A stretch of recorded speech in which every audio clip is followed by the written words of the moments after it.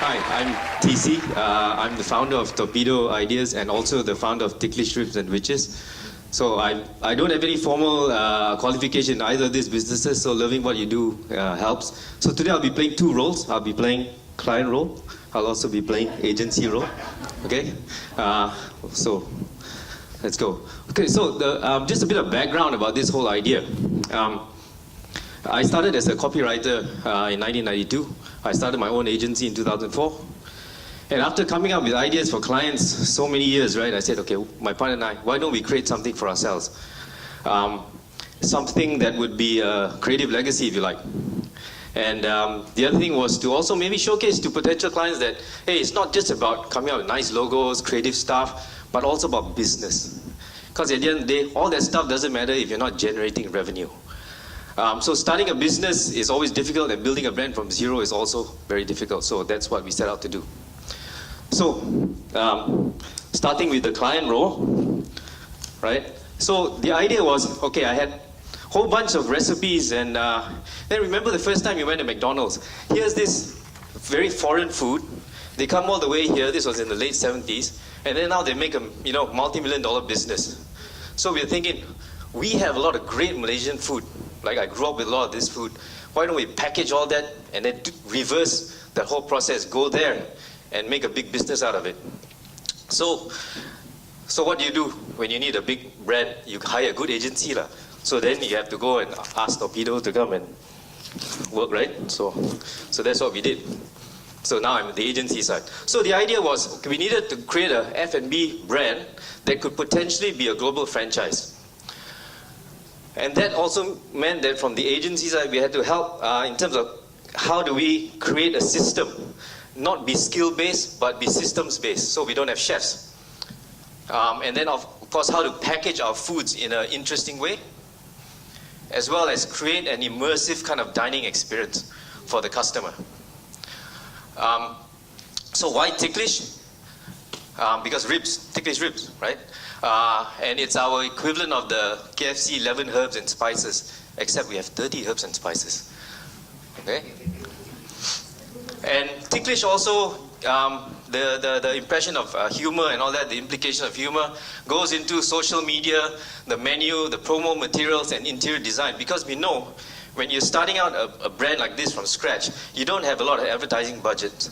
So what we did was put the work in the restaurant itself, like the interior design and all these other things, so that we create Instagrammable points that the customer becomes our brand ambassador. So in a sense, we crowdsource the results.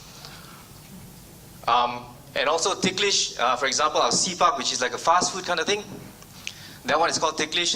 Gardens is more premium, we call it Very Ticklish. And then we have a booth that's coming up. It's going to be called A Little Ticklish, and maybe at some point we'll do a premium, ultra premium speakeasy called Secretly Ticklish, right? So the brand has a lot of legs. So the name was the first part that was very important.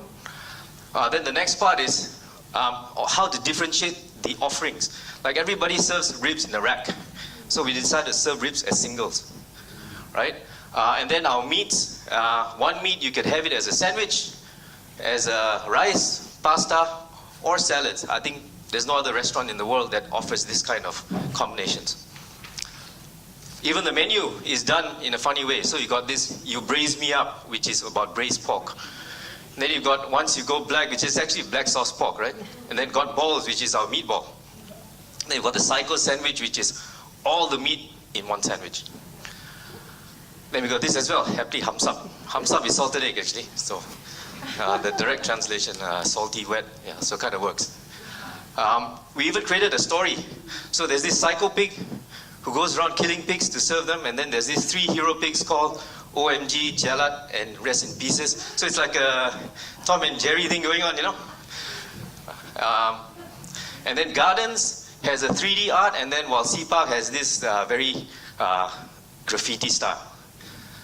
And then the interior design, in the front is a farm, in the middle part is the factory, which is more industrial, and at the back is the kitchen, right? So you'll see all that little bits of murder and stuff like that. And then inside, so like for example, this one is a graffiti art in Sea Park. The pig is robbing a bank. Our neighbor is actually Maybank.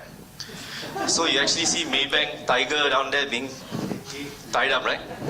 So it's stuff like that that people want to take photos of, right? So for kids, all the kids see all the cute pigs and all that kind of stuff and all that. But the adults, you see the dark humor, you see the murder, you see the, how they process the pigs and all that. There's a psycho chair there at the bottom that we put there for people to take photos. Then all over the place, you'll see a lot of these kind of funny posters, which are all points that people, every once in a while, we check on Instagram, people will take a photo of this poster or that. We create merchandise as well. Some of the merchandise out there, they're done by a social enterprise, so we do social procurement. The mugs, and even the t-shirts just have a bit of fun. Peekaboo, right? So, right at the bottom. For the ladies, they've got one that says peekaboo. That's up here. We create, as part of the brand experience, music, stand-up comedy.